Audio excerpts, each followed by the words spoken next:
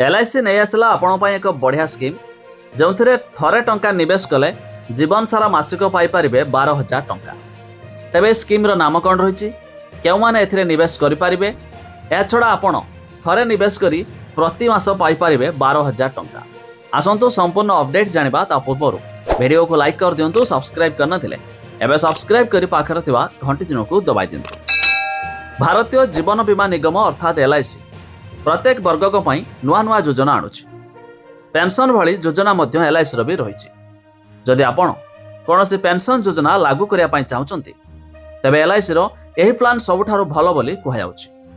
एथिरे कौनसी रिस्क नथिया बेले प्रत्येक मासरे टंका मध्य मिलिबो। आ ए स्कीम रो नाम एलआईसी सरल पेंशन प्लान अटे। तेबे एलआईसी सरल पेंशन प्लान रिटायर प्लान भावे अधिक परिचित। अवसर पर प्रत्येक मासरे 12,000 टंका मिलिबो।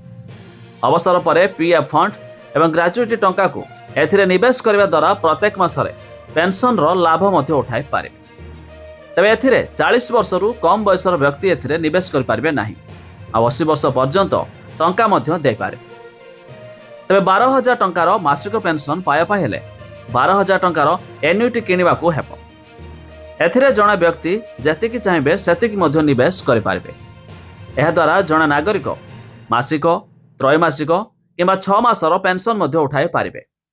जदि जणे 42 वर्ष व्यक्ति 30 लाख टंकार एन्युटी किनिबे ताहले सेमानकु मासिक 12,388 टंका पेंशन मिलिबो। आ ए प्लान को किनिया पई एलआईसी इंडिया रो वेबसाइट रे मध्य किनि पारिबे। जदि ए पॉलिसी 6 मास होइथिबो ताहले आवश्यक पड़िले सरेंडर मध्य करि पारिबे। आ ए प्लान अधीन रे लोन मध्य नै पारिबे।